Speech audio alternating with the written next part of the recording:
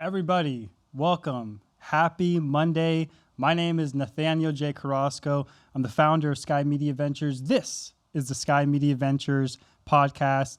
Guys, we have a phenomenal guest today. I know I say that every week, but this week we really do. We have one of my childhood best friends that I had a great experience growing up with. But this guy, he was different. He was the first person in my life to have a dream and to have a goal, to have a vision, and for that vision to convert into its physical equivalent. He was, we grew up together in Las Vegas, and he was trying to take me along with him. And he had this such a strong vision. And, a lot of people around him did not have that vision, but he kept true to it. They say when you're true to your dreams come true. Trevor Stoyanovich, who's our guest today, he's one of those guys that I will always look up to until the day I die, because he was the first person in my life to really achieve something that was worth achieving. So without any further ado, Trevor, welcome to the Sky Media Ventures podcast, brother. Wonderful to be here. Great to see you, man. Yeah, absolutely. Trevor, if you could just introduce yourself in a quick 15 seconds. What do you do and what is your passion? So I'm Trevor Stoyanovich. Currently, I am a freelance drill designer and visual educator and choreographer for marching band programs around the country. And that's pretty much the summary of what I do these days. Gotcha.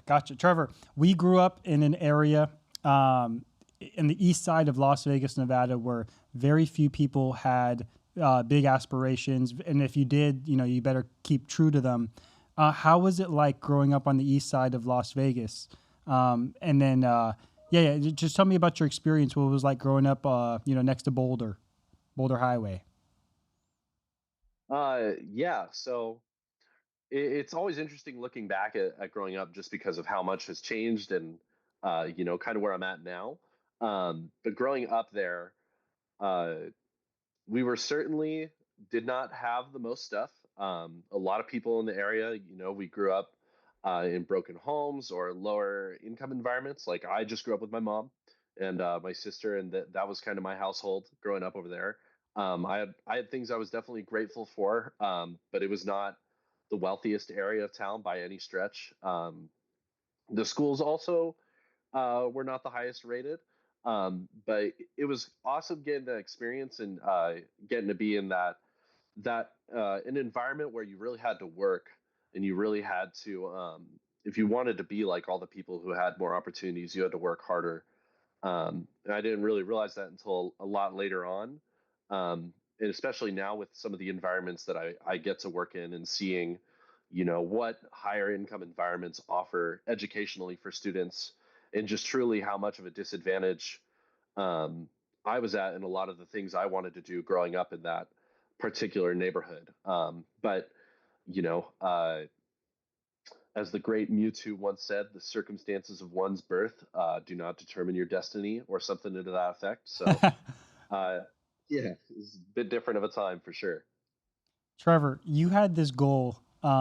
You're now you put me onto something called Drum Corps International. It was DCI. I remember it. And you said, Nathaniel, this is like the equivalency of professional marching band. However, instead of you paying or them paying you, you have to pay for it. And then on top of that, you have to go through rigorous auditions and vast amounts of traveling. And my producer in the back, he's laughing because he knows all about it. Now, coming from someone with low income kind of area, not the best part of town, you ended up in 2017 becoming a world champion, a part of an organization that won a world championship. But yet, you came from just like the humble beginnings. And let me ask you, Trevor, did you have? Would you say that you had natural musical talent? When you first got into the craft. No, not at all. I think it took me a while to really find like my focus and drive. I mean, throughout middle school, I struggled a lot with nerves. Like I had a lot of nervous issues to the point where there were people who would call me Tremor because I would just shake at every playing test when I was playing my saxophone. I remember going through middle school, getting into seventh grade, and I was last chair in the intermediate band, and then I got pushed into the advanced band. In eighth grade, I was still last chair. So, I mean, I was always the bottom of the section in middle school. It wasn't really until I got to high school, uh, and I met Paul Boyding, my high school band director, who really kind of started pushing me and my friends to start finding higher levels of passion for music. And I wasn't even sure about doing band in high school until I met him, and he kind of made sure that we stuck around and saw it through.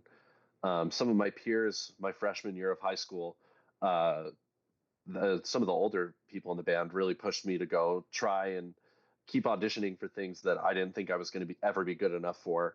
It really started when freshman year when I made honor band for the school district on Barry sax after not being able to make it in middle school. To get in on such a tough instrument as a high schooler was a really big like turning point in like my belief in myself as Hmm. a musician. Well, so it was So when you got into high school. Now you're surrounding yourself with better musicians, a good instructor, Mr. B. Big shout out to Mr. Paul Boyning, and then your peers around you were like, "Hey, Trevor, I, we see what you're doing, but you could kind of stretch yourself and you can hit some more higher levels." And you took that leap of faith and said, "Okay, well, let me just try it out." And you got into honor band as a freshman in the county, correct? Isn't that the honor band where 16 different schools have to compete and they're trying to fill up chairs? yeah, I mean, I think it was more than 16, probably somewhere of like 40 plus Wow. high schools, and they on that particular instrument, the Barry sax, they only had 6 spots, and I was fifth, which was really cool. Oh, that's fantastic. So I'm trying to paint the audience a picture. So in middle school, you're the guy that has a lot of work ethic, maybe, but you're every time you take tests, you're shaking. You got these tremors. They're calling you this name, and then you get into high school. When did you begin to hear about DCI? What was your how was your introduction to that? Yeah, so getting into DCI, it started that summer after my freshman year. I actually didn't even like marching band that first year. I didn't really find it that exciting, or like really understand the importance of what we were doing. Because I remember I had to get a call from my section leader, like, "Hey, why aren't you at band camp to come show up?" So that was my first impression of marching band. I just didn't even want to do it. So it really started the summer of 2011 after my freshman year, where I was like just really excited about band. And then Mr. B, he like put a post out in our Facebook group to that there was like some kind of band event happening at Spring Valley High School, like across town. There was some big band rehearsal. I didn't really understand what was going on. I remember it was July 5th, 2011. Because I remember very specifically that was the day that my like entire path in life changed. But the Phantom Regiment Drum and Bugle Corps was rehearsing at the high school for just a few hours. I had no clue what it was. I showed up and they played like one note. The brass section played like one note, and I turned to Mr. B and I was like, I have to do this. Like I couldn't believe my ears. And then they started moving, and like just the fact of how in sync every person was so mind blowing to me, because I knew that was kind of the goal of like marching band, but I didn't believe it was actually possible because our marching band at that point in time was we weren't the worst, but we were certainly far from the best. So I just didn't really have understand how cool it could be when it was done at such a high level. So I was just fascinated. I got really nerdy about it immediately. I went on the internet. I picked up a new instrument that day with you. And we started learning a new instrument that day. And I was just super, super motivated to figure out how to take the next step to become a part of that immediately after that rehearsal. Trevor, I remember that day with you. It's crazy, but 2011. I think they were doing a Romeo and Juliet, right? That it was that show, right? Wasn't Romeo Yeah, and Juliet a part of um their show? yeah. It was the show was called Juliet. Yeah, Juliet, that's what it was. Yeah, man. That and then to see you blossom after that was just amazing, guy. And I want the audience to know something, because I was friends with Trevor Stoyanovich. Trevor was a couple grades my senior, so I think when he was in ninth grade, I was in seventh grade. But we met when Trevor was in eighth grade and I was in sixth grade, so we were still in middle school together. Trevor had such a good understanding of where he wanted to go, even at that time where even I was in middle school and I was around Trevor, and they were like, well, if this kid's around him, let him join the marching band too, because he's around Trevor. So the only reason why I got into marching band 2 years early was because of you, brother, because I was friends with you. And they say who your friends are, you become like. Um, so I want to say thank you, 10 years plus, thank you for giving me that opportunity to hang out with you so I could join the marching band. yeah. Of course, man. It was awesome to have you, and we were kind of glued at the hip for sure during that time. So it was just cool to get to hang out with you more, even when we were going to different schools. Yeah. And also what we've noticed on this show, and even just from research and people's, we follow people's success tracks and what they do, setting up new disciplines for the future. One thing that they do is this three system. It's called read, listen, associate. So they're reading material on where they want to go, they're listening to material, and then they're associating with like-minded people. Trevor, audience members, every time I would hang out with Trevor, or every time I'd spend the night at his house, and we would, just we're just middle school, he would always be playing band music, and I'd be like, Trevor, why are you playing band music? And he was so passionate about it. We'd be up at 8, 9, 10 p.m., and all he's doing is playing band music. And I'm like, oh my gosh, this guy, like, he's like so obsessed with it. And you'd always be reading this different music material, but I didn't know at the time that's where your vision was taking you. That you had to read the music, you had to listen to the songs, and you were associating with like that drum and bugle corp at that high school on July 5th in 2011. And so that was just such a great example that you taught me read, listen, associate. It's not just reading books, but reading where you want to go. So you were reading music material. You weren't just listening to personal development. You were listening to all this band material, and all these great songs that happened, in the past, and then songs that that maybe you wanted to play and stuff like that. So I just thought that was interesting, man. You were someone that I got to analyze and really examine and go, oh, that's what it looks like when somebody has a goal, has a dream, and they want to really accomplish it. Let me fast forward for a second. Tell me about your first DCI Corp, and how did you kind of excel to Blue Devils? Like, where did it start, and where did you end up going during your professional career? Yeah. So going through that period, um, I picked up the mellophone at the time in the summer of 2011. I learned it. I did a season of high school marching band in the fall, and then we went out to audition for Gold Drum and Bugle Corps in Southern California. At the time, my motivation for going to that drum corps in particular, because they're all over the country, right? There's a lot of options. Was it was the closest one to home, and it was the cheapest one to be a part of at the time. Because I knew I was really financially restricted, being only 15, not having a job. My mom was my only form of support. So a bunch of us from Chaparral High School, we all like had a carpool and we went out to the audition. Um, and that experience of like having learned a new instrument to be a part of it, and then just standing in the brass arc of that ensemble and playing with a group like that for the first time, even though it was the very most entry level of like the pro leagues of the activity, it was still just so much further than anything I'd ever done in high school in just a one day audition.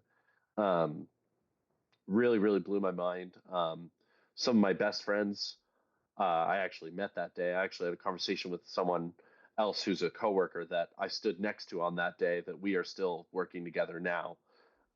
We both Wow. started our journey that day. And, and, Yeah. and, So, and Trevor, I remember so many times, like I was in your house and your mom would always say, "You are not going to DCI. Like it's too expensive." I've probably heard your mom say that 20 plus times, but I think if you want it bad enough, you will make a way and you will figure it out. Dude, you figured it out. yep. So at that point, I came back from that day and my mom was again like, I'm glad I let you go get this, but you're not going to do it. My cat's bladder actually froze. So I remember a lot of any money that was going to go towards that had to go to like saving my cat's life. Um, so there was like no hope at that point. I wasn't going back. I wasn't going to march in 2012. But I begged and begged and begged. I'm like, at least take me to a competition to like see it in person. So she agreed. So that summer, she took me to the competition at Riverside Community College, Riverside City College, one of those RCC. But we were at the show, and there were booths, and one of the booths was for gold. And my mom went and talked to them, and they had open positions.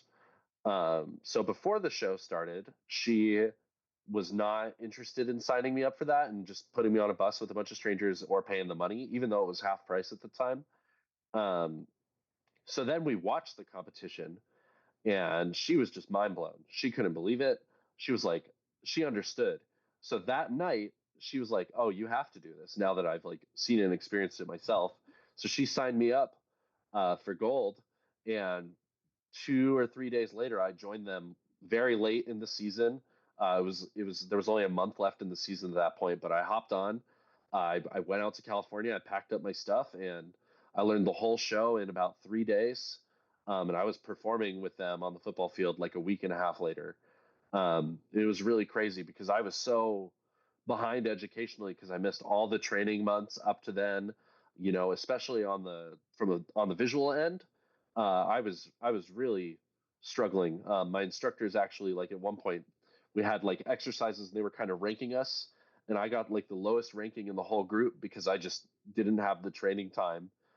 So that was a really rough day for me that summer. That kind of lit a fire in me to get better at my marching and stuff because I couldn't stand the thought of being the weakest link anywhere.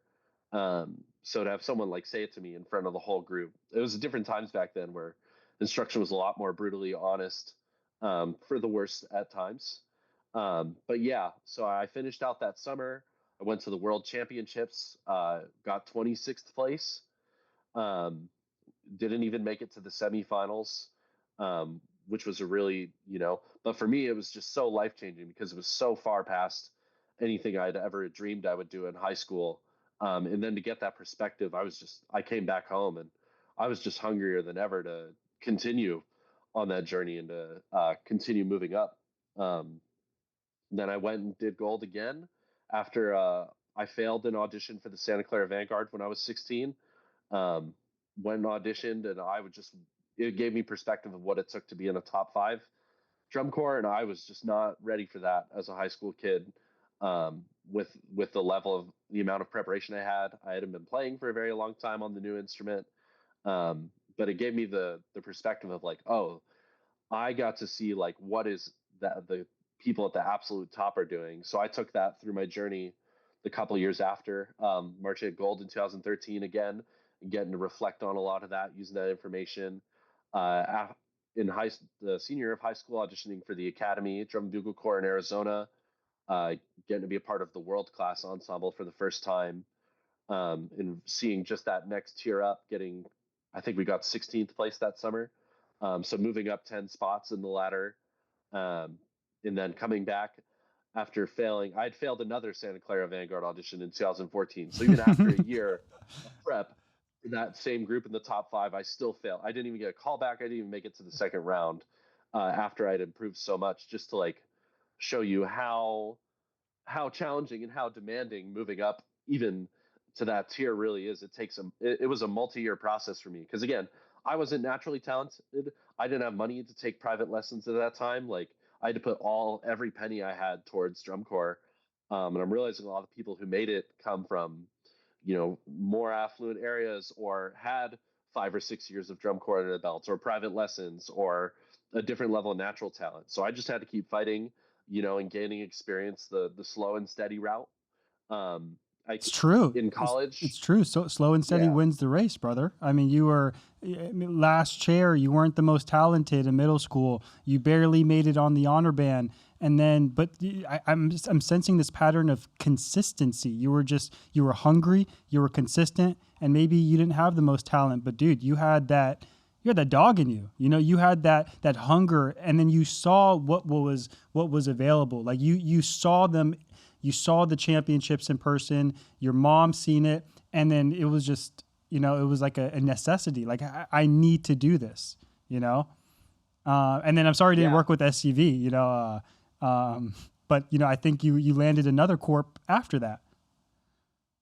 yep, certainly. So I mean, just continuing on down the road, 2015. I just started my freshman year of college, and I'm like, okay, uh, I was thinking about like going back to SCV for a third try, and I was still set. I was still set on that. But then I started teaching high school marching band. I was lucky enough that a mentor I had later on in high school pulled me into start teaching at one of the top high schools in town, at Foothill High School. So I got to start uh, working at a band program that was a lot more traditionally successful than the high school I went to, which was really cool to get that perspective. And I met a guy there named DJ who marched Blue Devils. And he had seen me like teaching some stuff, and he knew I was still trying to march, and he saw me march a little bit, and he's like, "Oh, dude, you should totally go to audition for Blue Devils." Um, going there just makes a lot more sense with like the people who've taught you and stuff. So I was like, oh, okay. So I was like, I guess I'll try out at Blue Devils. So I didn't have time to go to a camp for them. So I was still planning on going to SCV, but I was like, I'll send in a video to Blue Devils as a joke. Like they just won the highest score of all time. It was the best drum corps of all time. They got 99.65 out of 100. And I was like, there is no way I'll make this drum corps if I can't even make SCV.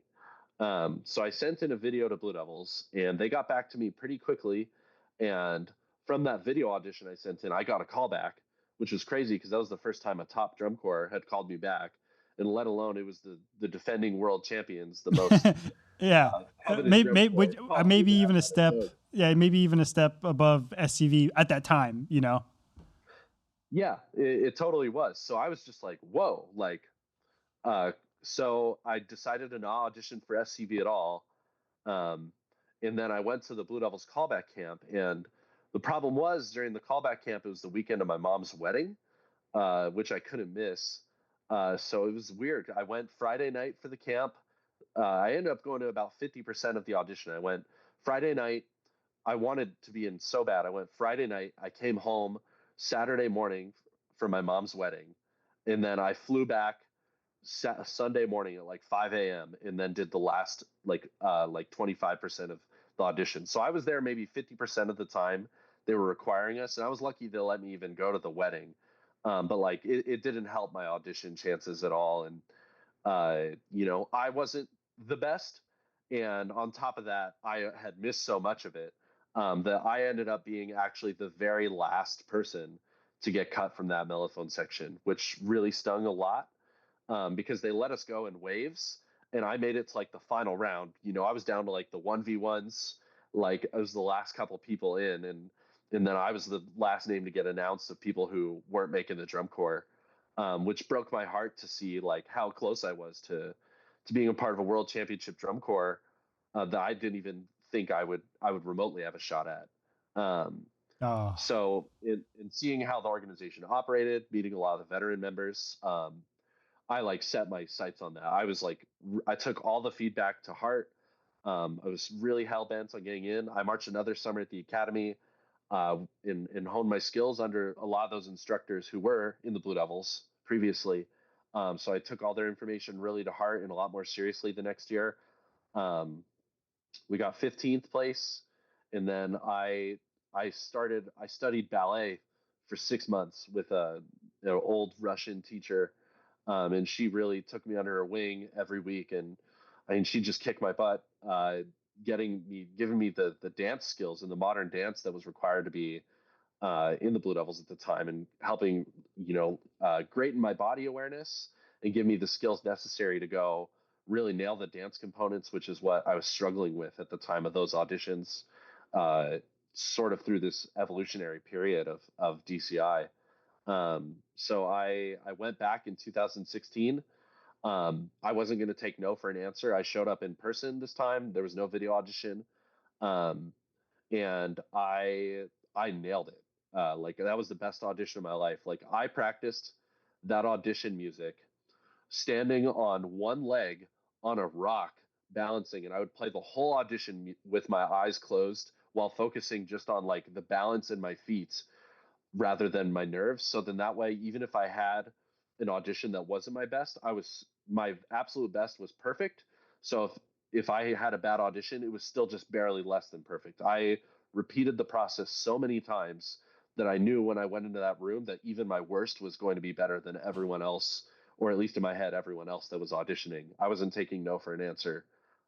So I went into the audition. I played the whole thing with my eyes closed, and just channeled my energy into my feet and just remembered how much control it took to stand on one leg on that rock in front of the guy who made the decisions. And I really wanted to go home with a contract that day.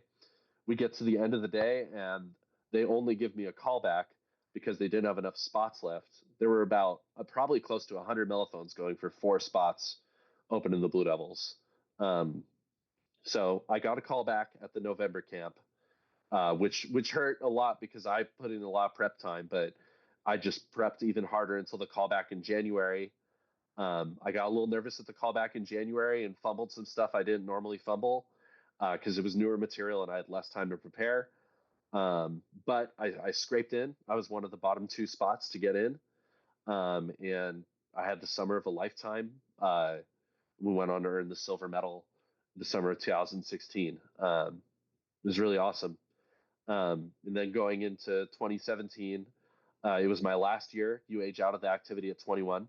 So it was going to be my 6th summer of drum corps. And I had gotten 26th, 26th, 16th, 15th, second.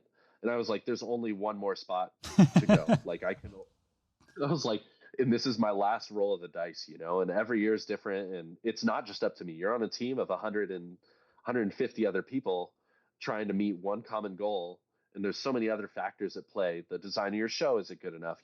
How are all the other members? Are they all at world championship preparation level? And then it's convincing a panel of 7 judges or 11 judges, however many it is on a particular day, that you are the best at those particular things. So it comes down to opinion as well and being undeniable. 2017 summer rolls around. I was guaranteed a spot in the drum corps because I made it the year before. And we competed all summer and we never lost a single competition. We went completely undefeated. And we ended up ending the season as the world champions. My last possible year and my last possible performance I could have had, which Dude, was really, really special and very fairy tale for me. tell me the feelings that you get. I mean, this journey has been uh, just it's been a mountain, and finally last year, last shot, you're in the Blue Devils second year. You've put in thousands of hours. You've listened, you've read, you've associated, and now you're a world champion. What goes through your mind? What clicked in your head, in your mind? Like it kind of reminds me. It kind of reminds me when I became the commencement speaker valedictorian for my college after failing from middle school and high school, drop out middle school, drop out high school, and then now I'm in college. Now I'm graduating, giving that speech at the end. Tell me the feelings you got when you finally became that world champion. What were you like? Just tell me. I'm all ears, and so does the audience. Um, I mean, it's tough because like we hadn't lost all summer. There were some close calls. There was a really close call 2 weeks before championships where we only got first by 0.013, which was the smallest margin in DCI history to win a competition. So we definitely didn't feel super safe, but we were looking pretty good in finals week. And I just remember even without becoming a world champion, before that announcement even happened, like we ended our last finals performance, and that was the last performance of the year. And I remember just like thinking I was okay. I was really focused. Like the job wasn't done the whole time we were performing, and I wasn't emotional, and I was just very technical brained, making sure that it was the best it possibly could be. And I remember when it was done, and the judges put their pens down, and we're no longer being scored.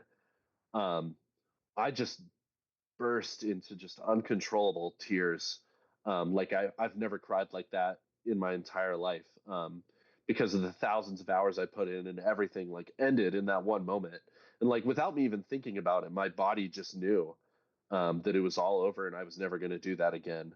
I'm getting emotional just thinking about it. That was the best day of my life. And just I cried like uncontrollably for like 45 minutes. Nobody had ever seen me at this level of like breakdown. And I couldn't stop sobbing. I was just walking around the stadium, like trying to get to where I needed to get ready for the award ceremony.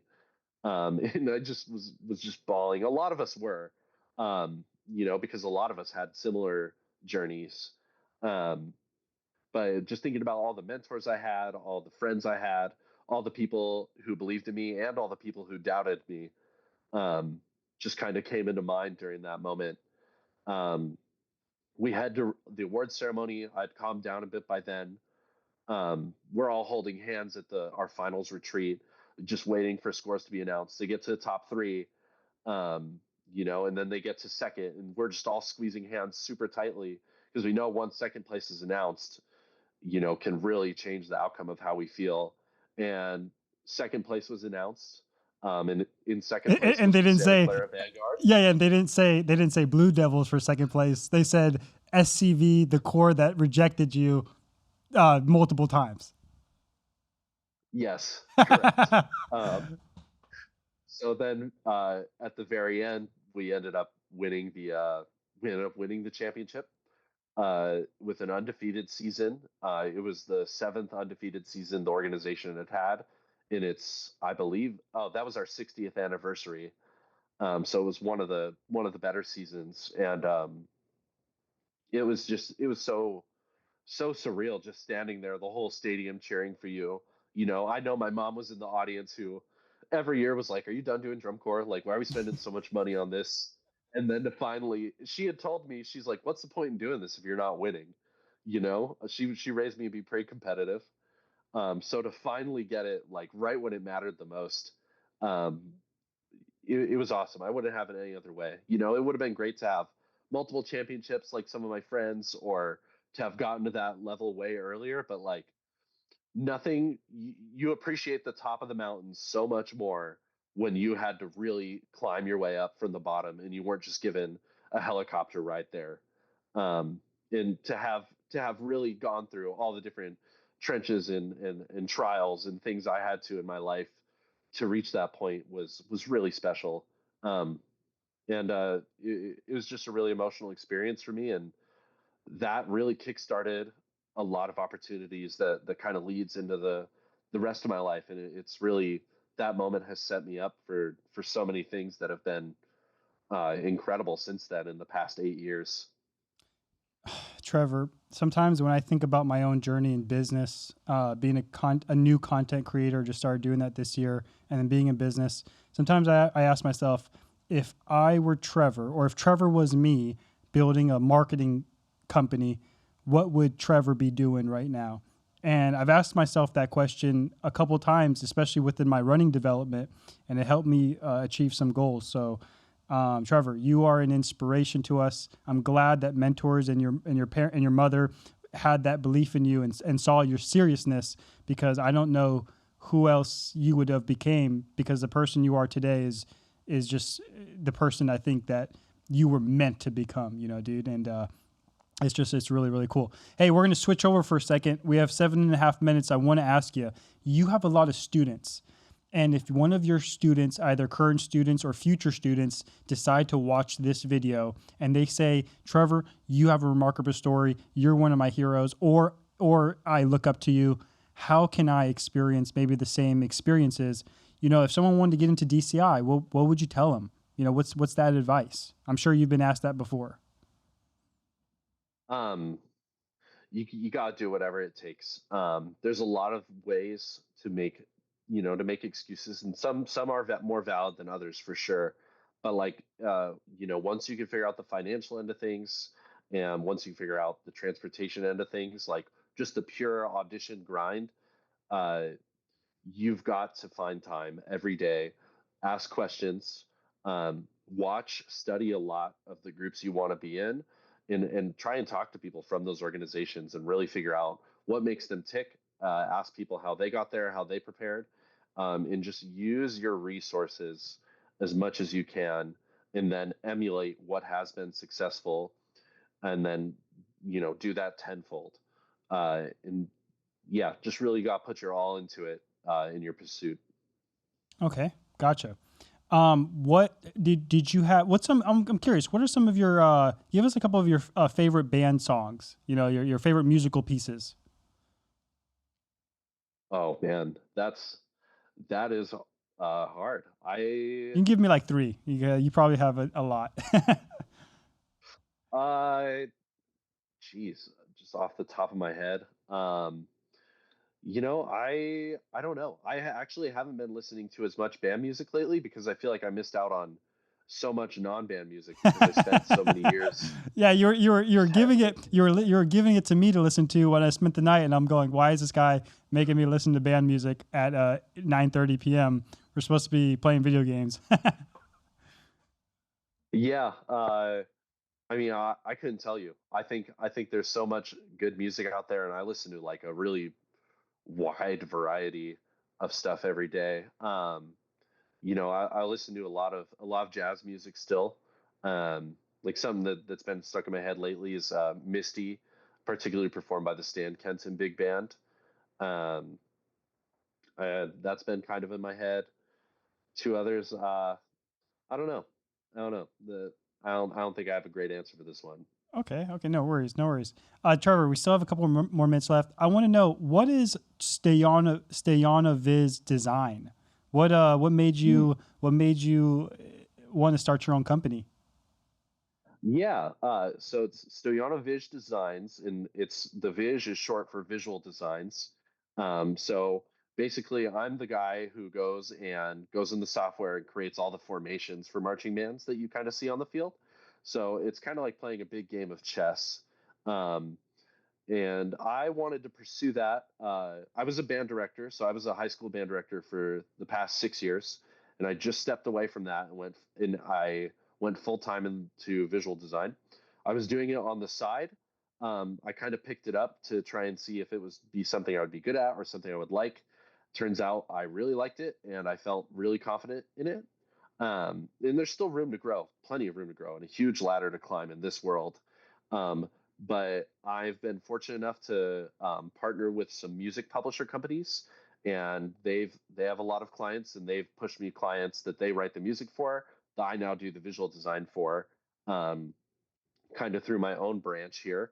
So Stoyanovich Designs has only been around for about a year now, and yeah, it enables me to write just drill for a living. So I wake up in the morning, I get on my computer, and I create products that I send out for students to learn and for staffs to teach.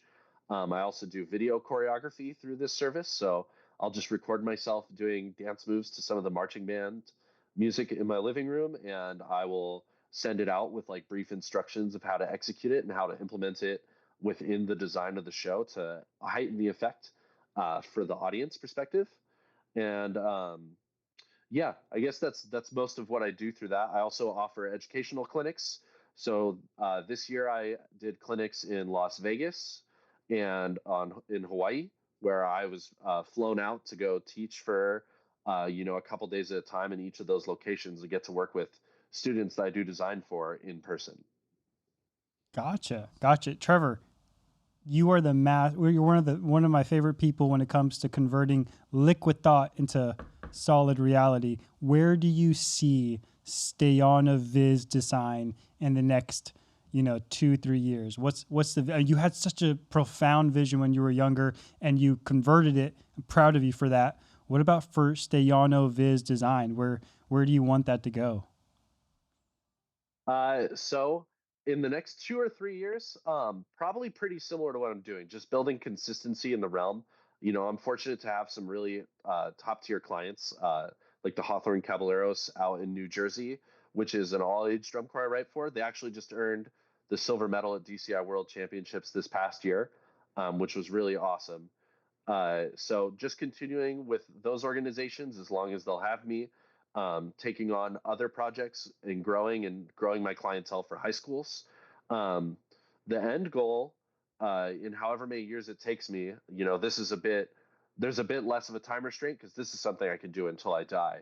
But my end goal is to be a world champion drill designer and visual designer and create shows that are memorable to audiences for hundreds of years down the road. So now that I've won the championship as a performer, I would like to eventually get to that tier and really, really become a master of the craft of design and create those products for students to perform at the absolute highest level. Trevor, there is no doubt in my mind, from someone who's grown up with you and seen your growth and see all the things you've accomplished, there is no doubt in my mind that you will accomplish that. So, brother, you better shop at a sunglass store because your future is pretty bright. Oh, thanks, man. That means a lot. Hey, we're gonna sign off right now. A student is watching. One of your future students is watching this. What's one last thing you would say to a future student if they want to have musical success in their career? One last thing before we sign off. Never give up. Never let anyone tell you that your dreams are too big, but don't just dream. Actively start sketching out the steps that are necessary to reach and accomplish that dream and take them gradually. Take them as they come and just be unrelenting in the pursuit of whatever you decide to do and don't let anyone tell you that it's impossible. Wise words. Wise words. Well, everybody, this is it for our show for today with Trevor Stoyanovich, a great friend, great inspiration that I personally look up to, and many hundreds of students also look up to, a man worth emulating. But guys, you heard it here first on the Sky Media Ventures podcast. Don't ever forget, sky's the limit. We believe in you. I believe in you. God believes in you. You got this. Everybody, goodbye. Until next time.